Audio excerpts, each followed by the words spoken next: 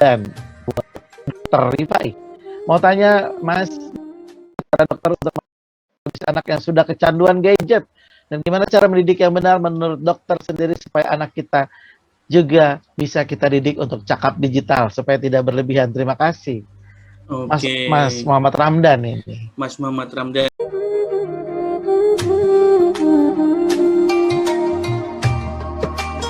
Cross check akan kebenaran informasi terlebih dahulu sebelum suatu konten ataupun informasi ataupun berita yang kita share ke publik sehingga tidak menimbulkan berita hoax.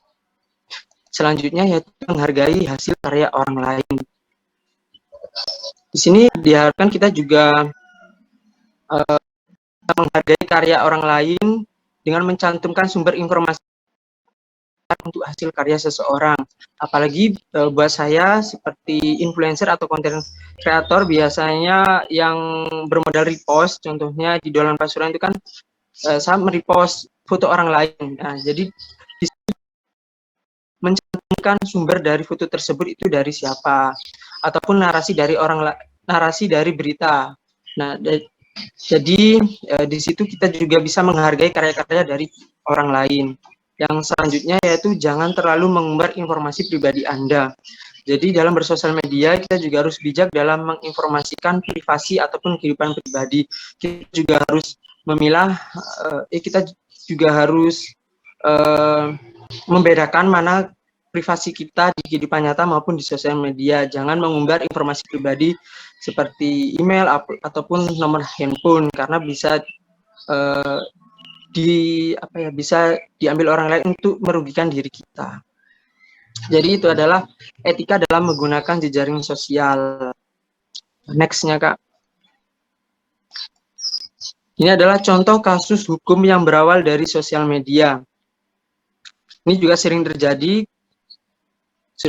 ya untuk di era belakangan ini, kasus-kasus hukum yang berawal dari sosial media. Entah itu melalui ketikan, entah itu melalui konten video atau hal-hal yang berhubungan dengan sosial media. Yang pertama adalah contoh menghina pemerintahan atau presiden.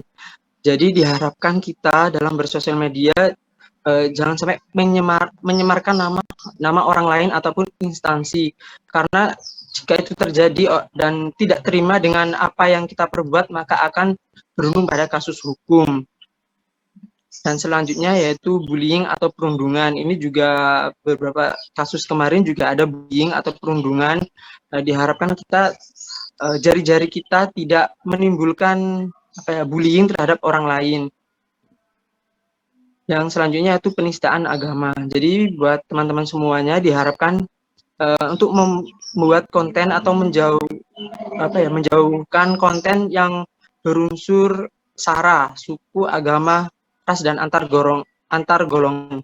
Jadi jangan membuat konten yang sekiranya pro dan kontra dari masyarakat yang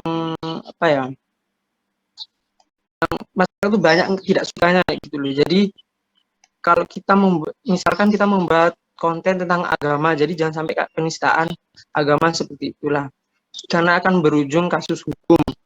Yang selanjutnya yaitu penyebaran berita hoax. Nah, karena banyaknya sekali berita hoax pada era saat ini, diharapkan kita juga harus melakukan cek terhadap berita tersebut dengan berbagai banyak sumber. Jadi yang apalagi ini contoh kasusnya seperti yang Dr. Luis kemarin itu kan termasuk penyebaran berita hoax tentang COVID. Nah, jadi diharapkan kalau misal dari diri kita pribadi atau siapa yang membuat konten, kalau misalnya menimbulkan pro dan kontra atau kita tidak suka terhadap isu-isu yang seperti itu, lebih baik kita diam daripada kita bersuara tapi menimbulkan berita hoax atau perpecahan. Jadi seperti itu sih contoh-contoh hukum yang berawal dari sosial media. Next-nya, Kak. Nah, ini pepatah dari sosial media yaitu jarimu harimaumu. Kalau di dunia nyata yaitu mulutmu harimaumu, kalau di sosial media adalah jarimu harimaumu. Buat teman-teman semua diharapkan kita juga harus menjaga jari-jari kita terhadap konten-konten yang ada di sosial media. Jangan melakukan penyebaran berita hoax ataupun berkomentar yang sekiranya membuli. Kita boleh mengkritik, tapi jangan menghina. Kalau sekarang ini kan orang sering menghina, tapi lebih dasarnya kalau diberitahu itu kan kritik gini. Tapi kalau kritik tidak ada solusinya ataupun lebih ke body shaming itu kan juga tidak diperkenankan ya, atau menimbulkan sakit hati dari orang tersebut. Jadi kita juga harus tetap menjaga jari-jari kita dalam bersosial media. Nextnya Kak. Oke, jadi itu adalah sharing-sharing dari saya sebagai key opinion leader dari Dolan Pasuruan. Semoga bermanfaat dan berkenan buat teman-teman semua. Mungkin yang mau meminta file ini dari saya bisa ke IG saya pribadi, Subarka atau dolanpasuruan.id. Ya, terima kasih, semoga bermanfaat. Wassalamualaikum warahmatullahi wabarakatuh. Waalaikumsalam warahmatullahi wabarakatuh. Mas Barka, luar biasa bullying. Mas Barka sendiri sebagai KOL pernah nggak dibully di Instagram atau di media sosial? Pernah lah, jelas pernah dibully? Apalagi kan sebagai admin ya, itu pasti ada pernah seperti dibully dari membernya. Entah itu kadang postingan yang yang menimbulkan pro dan kontra, seperti postingan berita COVID misalnya. Kenapa sih kok Dolan Pasuruan upload ini kayak gak ada berita yang lain aja gitu kan? Atau buliannya kok postingan ini diloloskan. Nah, tipsnya gimana nih untuk menghadapi bulian? Apa yang Mas lakukan? Apa yang menyakiti mereka, atau kita membalas dengan kalimat yang sekiranya yang sopan lah ya, yang sopan. Ya, yang sopan seperti itu sih Kak. Oke. Baik, terima kasih atas sharing-sharingnya dari Key Opinion Leader kita, Muhammad Khalil Subarka. Thank you. Nanti buat seluruh peserta yang ingin bertanya bisa di kolom chat, dan nanti admin akan memilih pertanyaan siapa yang akan ditampilkan dan ditujukan kepada narasumber siapa. Kita lanjut lagi ke pembicara selanjutnya, yaitu Ibu Nurul Fatimah, seorang advokat. Beliau telah hadir siang hari ini untuk menjelaskan bagaimana memahami pinjaman online yang aman dan legal. Silakan, Ibu Nurul Fatimah, waktu dan tempat kami persilakan. Oh iya, ini karena ada kesalahan dari slide-nya, saya menjelaskan tentang menggunakan bahasa aja ya. Oh, materinya nggak keluar ya Mbak Nurul ya? Iya. Oke, nggak apa-apa, silakan. Jadi di era digital ini kan kita sering ya tahu tentang pinjaman online. Jadi kalau bicara kasus ya, karena saya di bidang advokat, jadi saya gitu. Cuman arisannya itu di online kan gitu, karena kan keterbatasan bertemu dengan orang atau peluang untuk menghimpun nasabah secara online itu lebih banyak, sehingga dia berinisiatif untuk memunculkan produk pinjaman online tersebut. Nah, sistemnya itu arisan. Nah, sedangkan untuk apa sih sebetulnya menurut hukum pinjaman online itu jika dilihat dari dia seorang yang user gitu, orang yang menawarkan produk pinjaman online tersebut gitu.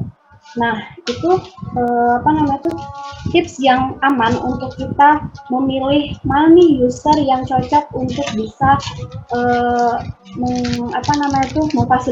memfasilitasi kita sebagai seorang yang membutuhkan dana atau meminjam suatu produk gitu. Nah, itu yang pertama. Ketahui dulu apakah dia itu user pribadi atau terhimpun dalam satu perusahaan, karena beberapa perusahaan yang bergerak di bidang perbankan pun sekarang mulai muncul gitu, memunculkan produk pinjaman online di produk-produk mereka gitu. Nah, yang kedua, ketahui legalitas dari perusahaan tersebut terhimpun sebagai PT atau sebagai satu kesatuan persekumpulan yang ada legalitasnya enggak nih di notaris, di Kemenkumham atau di legalitas lainnya gitu. Nah, terus yang ketiga, pelajari sistem-sistem pinjaman online-nya.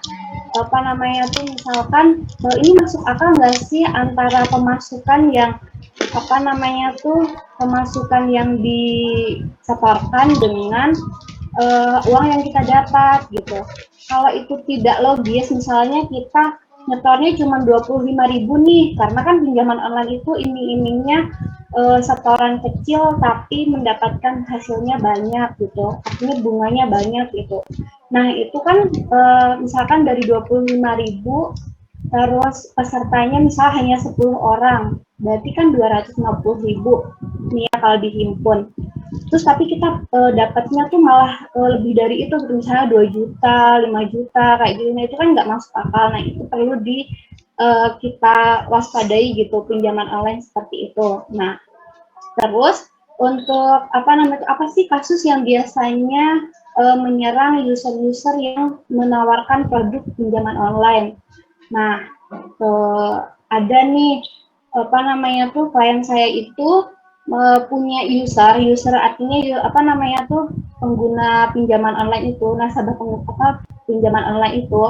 Nah, itu tuh namanya nggak valid, alamatnya nggak valid, terus setorannya macet dan sebagainya.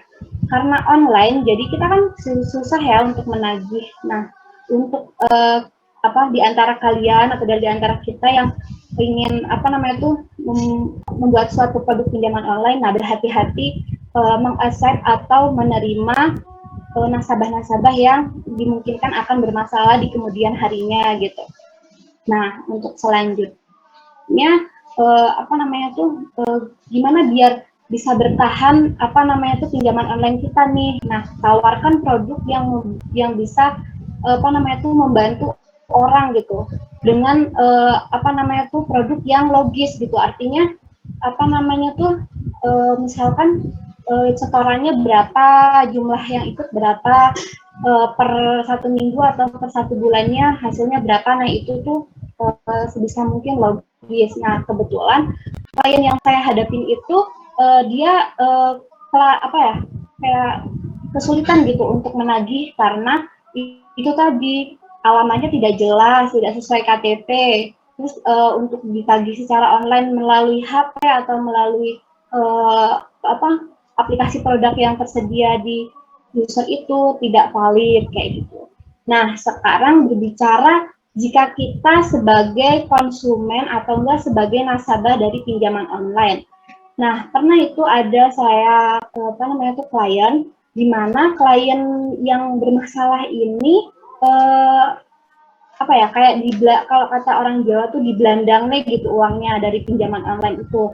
Jadi dia udah nyetor dari 1 juta, 2 juta, 3 juta, oke untuk 1-2 bulan lancar gitu ya, setorannya kepada kepada nasabahnya itu. Tapi untuk selanjutnya, untuk 4-5 bulan selanjutnya tuh tiba-tiba tuh blong gitu, tiba-tiba aplikasinya tuh tertutup, terblokir, terus perusahaannya tidak mau tanggung jawab, mau minta pertanggungjawaban kepada siapa juga nggak bisa, akhirnya cuman bisa laporan polisi secara lisan dengan bukti-bukti yang ada, sedangkan polisi tidak bisa menindaklanjuti dari apa yang dilaporkan oleh nasabah saya gitu. Jadi antaranya stay waiting dari nanti kira-kira kalau perusahaan X ini muncul nih di media atau enggak di berita laporan kepolisian, siapa tahu uangnya itu bisa balik lagi ke nasabah saya atau enggak bisa ada jalan lah secara hukum. Cuman untuk sampai saat ini jika itu berurusan dengan nasabah yang bermasalah itu masih sulit gitu untuk dideteksi, karena kan pinjaman online ini produk yang baru gitu untuk kalangan kita gitu. Apalagi di masa pandemi ini gitu. Di saat kebutuhan kita semakin tinggi, tingkat konsumtif kita terhadap media sosial tinggi, akhirnya iming-iming pinjaman online, bahkan pinjaman online yang ditawarkan pun menggiurkan gitu, bisa lewat SMS, bisa lewat media sosial secara direct message atau enggak apa namanya tuh sekarang muncul di explore kayak gitu-gitu. Nah itu tuh karena menggiurkan itu membuat kita tuh ya saking butuhnya uang, saking melihat peluang, oh di depan apa namanya tuh ada uang nih, di depan ada peluang nih. Nah kita tuh tanpa mikir, tanpa apa namanya tuh berdiskusi dengan diri kita sendiri atau dengan orang sekitar kita gitu, kita nggak tahu apakah itu legal atau enggak gitu. Nah untuk selanjutnya secara hukum karena masih belum apa namanya tuh dianggap sebagai nasabah dan apa namanya tuh nasabah yang legal, karena kan itu kan hanya nyetor KTP gitu pinjaman online itu gitu. Beda kalau misalkan pinjaman online pinjaman biasa gitu, perbandingan dengan nasabah yang offline kayak gitu. Nah untuk tips dan apa namanya tuh tips dari saya, apabila kita ingin apa namanya tuh menggunakan atau enggak tertarik dengan produk pinjaman online, ya yang pertama ketahui dulu produknya apakah itu logis atau enggak gitu. Untuk selanjutnya apa namanya tuh apakah itu bisa merugikan kita di kemudian hari atau malah menguntungkan, itu harus ada perhitungannya gitu. Jadi jangan jadi orang yang tertarik tapi tidak tertarik untuk mempelajari dulu tentang pinjaman online ini gitu. Nah untuk selanjutnya apabila teman-teman semuanya gitu berhubungan dengan kasus-kasus pinjaman online, sebaiknya segera kumpulkan bukti-bukti yang ada di tangan teman-teman semua gitu, mau itu bukti fisik, mau itu bukti setoran dari teman-teman gitu. Nah itu siapa tahu ketika itu bisa apa namanya tuh kita kumpulkan bukti-buktinya, sehingga kita misalnya bisa ketemu sama nasabah lain yang apa namanya tuh yang memiliki kasus yang sama atau konflik yang sama dengan kita bisa buatkan laporan ke kepolisian gitu. Seperti itu. Syukur-syukur sih ada sih beberapa kasus yang emang pinjaman online itu perusahaannya bisa didetek gitu. Tapi ya nggak semuanya gitu. Artinya kalau itu perusahaannya non perbankan, itu akan mempersulit apa namanya tuh kita untuk mendeteksi pinjaman online tersebut gitu. Karena kan sebenarnya pinjaman online itu produknya atau enggak orang yang menawarkan produknya itu bisa jadi orang terdekat kita gitu, bahkan tetangga kita, karena kan itu dunia maya yang sangat luas, sedangkan kita nggak tahu gitu di mana posisi apa namanya tuh antara nasabah dan orang yang menawarkan produk gitu. Jadi untuk teman-teman yang punya kasus tentang pinjaman online atau apa bisa sharing dengan saya, kita tukar informasi, kita buka bareng-bareng produk hukum yang bisa melindungi kita sebagai konsumen dari atau nasabah dari pinjaman online. Gitu. Jadi kalau ada pertanyaan juga silakan masuk ke room chat, bisa direct saya. Gitu. Baik, gitu. Terima kasih. Mbak Nurul. Ya. Mau tanya dong dikit sebelum dibuka pertanyaan di chat Zoom. Misalnya saya ini adalah teman dari orang yang melakukan pinjaman online, pinjol. Tapi nama saya dipakai nih sama dia sebagai teman berdekat atau apa, dan tiba-tiba malah yang diteror adalah saya yang tidak tahu apa-apa misalnya. Terus kemudian tiba-tiba bahasanya adalah jika Anda tidak memberitahukan teman Anda bla bla bla bla maka Anda akan saya teror bla bla bla begitu. Nah, itu kasus hukumnya gimana tuh? Padahal nama saya doang yang dipakai. Itu gimana dari sisi hukum? Ya, itu biasanya KTP dari bapaknya itu biasanya dipakai sama orang temannya itu gitu. Nanti enggak.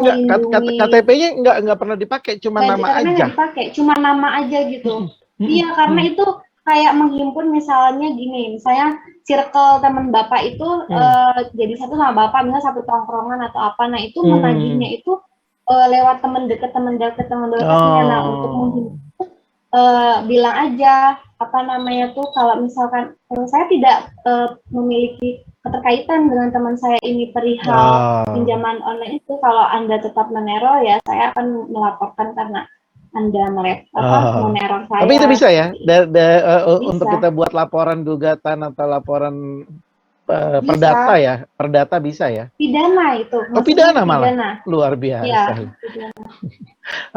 Oke. Baik, itu tadi untuk seluruh peserta dan juga hadirin yang sudah hadir, kata Bu Nurul, kalau jika Anda mempunyai masalah di bidang pinjol, yang memang sekarang lagi banyak nih, marak nih orang pakai pinjol, enak nggak taunya ternyata bunganya itu harian dan tiba-tiba gede, dan kita udah terkaget-kaget dengan pinjol. Nah, silakan bisa konsultasi sama Mbak Nurul ya. Gitu ya, Mbak? Iya. Oke.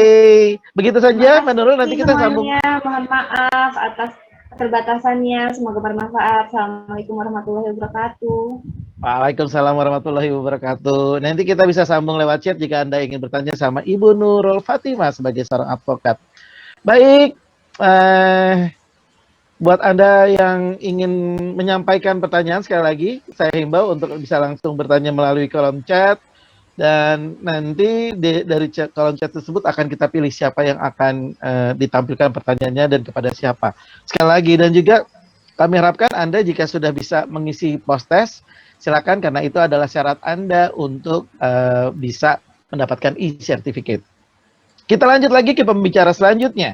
Mari kita sambut dengan hormat Dr. Rifai Harun. Beliau adalah Sekretaris Yayasan Bakti Riko Jatim Sejahtera yang akan membagikan paparannya mengenai internet addiction. How much is it too much? Selamat siang, Mas Rifai. Dr. Rifai. Siang, Mas Roni. Terima kasih banyak. Waktu dan tempat saya persilakan selama 20 menit. Oke, terima kasih, Mas Roni.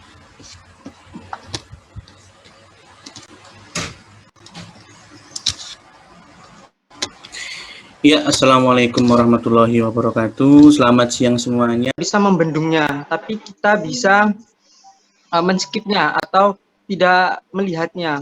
Jadi kita para dewasa saat ini atau orang tua juga harus sering mengedukasi anak-anak kecil atau adik-adik kita supaya melihat konten-konten yang positif.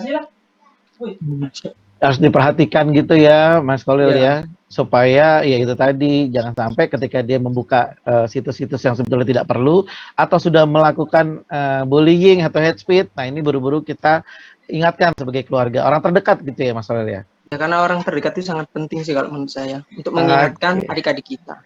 Baik, terima kasih jawabannya Mas Khalil, dan semoga bisa mewakili pertanyaan dari Mbak Desi dan juga peserta yang lain yang mempunyai pertanyaan yang sama. Terima kasih Mas Khalil. Baik, kita lanjut lagi ke pertanyaan kedua. Inilah dia pertanyaan keduanya yang ditujukan kepada pemateri kedua biasanya, kepada Mbak Nurul. Monggo, admin untuk menampilkan. Oke, kepada Ibu Nurul dari Mas Satria. Gimana cara melindungi data diri supaya tidak disalahgunakan, Ibu Nurul, untuk oknum yang tidak bertanggung jawab buat pinjol, apalagi pinjolnya yang ilegal? Silakan Bu Nurul, pertanyaan dari Mas Satria. Ya, ini yang paling banyak ya, yang paling banyak itu identitas dipersalahgunakan gitu. Bisa untuk meminjam secara langsung, kayak tadi yang saya tanyakan, apakah itu pengen dipakai gitu. Nah, yang paling utama dari kita udah input nih, mau ke aplikasi, mau ke database suatu perusahaan atau apa, itu udah otomatis big data dari kita tuh muncul gitu. Nah, apa antisipasinya? Yang pertama, jangan sembarangan kasih NIK kita ke sembarang orang atau sembarang aplikasi gitu. Walaupun itu iming-imingnya hadiah gitu, iming-imingnya apa gitu. Kalau misal kayak sekarang nih event literasi digital ini kan tanpa meminta nick ya, cuman minta nomor telepon aja untuk konfirmasi kelanjutan dari nomor telepon atau apa gitu. Nah, yang pertama itu tadi, jangan sembarangan ngasih NIK kita. Yang kedua, pelajari. Kita itu diminta datanya itu dari perusahaan atau dari apa yang berhubungan dengan kita enggak gitu. Kalau nggak berhubungan dengan kita ya diterima gitu. Terus yang ketiga, kalau misalkan seumpamanya udah terjadi nih apa yang kita khawatirkan, artinya big data kita udah convert nih di data mereka, segera lindungi gitu. Mau itu di blok gitu, mau itu di blok aplikasinya, atau enggak SMS-nya, atau enggak segera laporkan ke pihak yang berwajib, dalam hal ini ke polisi gitu. Jadi udah bisa. Jadi penyalahgunaan. Jadi kalau sudah mulai tidak nyaman, silakan laporkan saja ya, bisa ke polisi atau mungkin minta bantuan hukum juga seperti apa gitu ya. Tapi bisa polisinya kalau sudah tidak menyenangkan gitu bisa masuk ke pasal perbuatan tidak menyenangkan atau apa ya, Bu?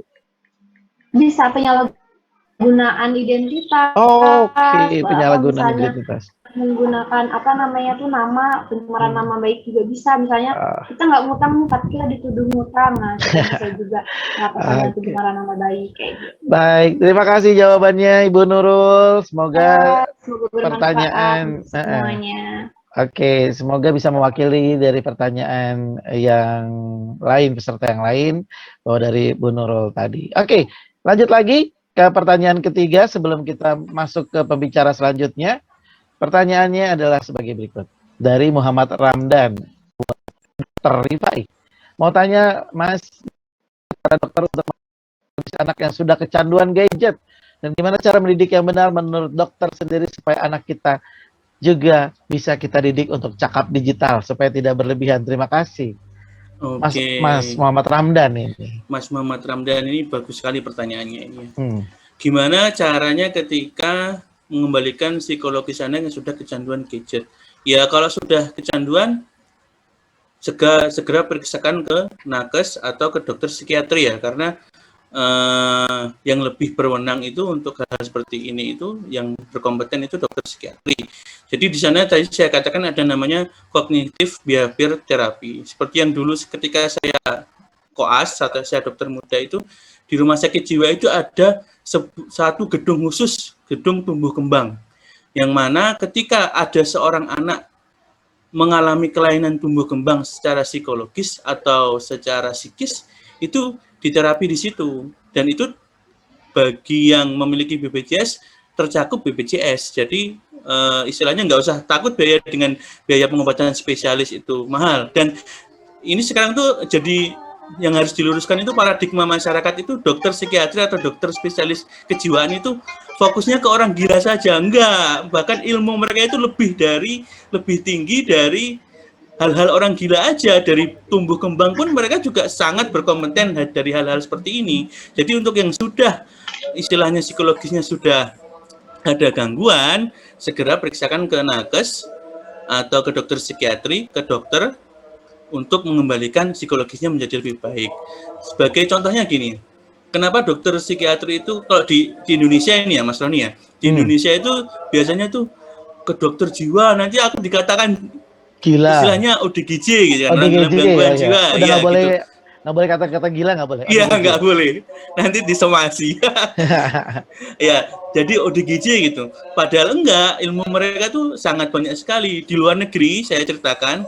Jadi kalau yang namanya dokter psikiatri itu ketika Anda konsultasi, pembayarannya itu per menit. Jadi ketika Anda konsultasi ke beliau mereka itu, hitungan fee-nya itu per menit. Jadi istilahnya ilmu mereka tuh sangat luas sekali dari pendidikan psikis ya, psikis atau psikiatri. Kemudian itu untuk cara mengembalikannya, karena kan ketika sudah terkena psikologisnya, jadi alam bawah sadarnya terkena itu nggak bisa 1 bulan 2 bulan, jadi harus istilahnya proses bertahap gitu. Istilahnya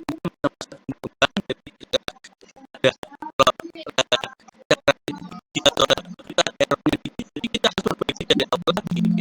Terus bagaimana cara mendidik menurut saya ya? Kalau menurut saya sebagai orang tua ya, kalau biar nggak kecanduan ya di rumah kita usahakan bebas gadget di rumah, atau ada mungkin waktu bebas gadget. Seperti contoh kakak saya nih yang polisi, kakak ipar saya bidan. Jadi ada waktu dari ketika maghrib sampai sampai tidur atau sampai sebelum tidur lah, itu ya bebas gadget. Jadi mereka nggak megang gadget sama sekali. Jadi kalau mau bales pesan gitu ya, polisi gitu mau ada tugas dari komandannya gitu ya, sembunyi-sembunyi ke kamar mandi balesnya. Jadi dibiasakan hal seperti itu.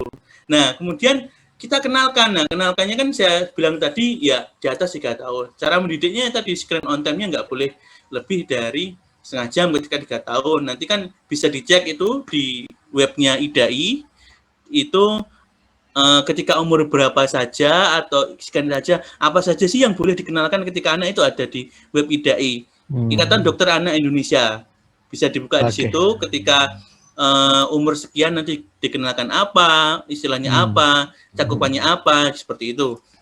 Untuk itu. Nah, yang saya lebih pentingkan ya tadi, kemudian kita kenalkan, biar cakap digital, kenalkan di dunia digital itu dari positifnya, negatifnya. Jadi kalau Mas Muhammad Ramdan ikut di sini kan tahu positif negatifnya internet. Jadi nanti Anda bisa menjelaskan ke anak Anda bagaimana agar dia menjadi seorang yang cakap digital, seperti itu.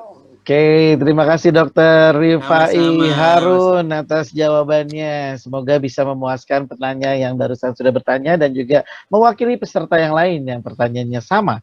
Baik, terima kasih dokter dan seluruh peserta dan juga hadirin yang sudah hadir dalam webinar yang luar biasa pada sore hari ini. Kita lanjutkan lagi ke sesi pemateri berikutnya, narasumber berikutnya tanpa berpanjang-panjang. Selanjutnya akan kita sambut dengan hormat pembicara kita yang keempat, yang sudah bersama-sama dengan kita, Ibu Hala Al-Hartik. Beliau adalah Guru Islamic International School, PSM Magetan, Sekretaris Mimbar Indonesia. Dan akan ngobrol soal mengenai Global Connected, Respecting People from the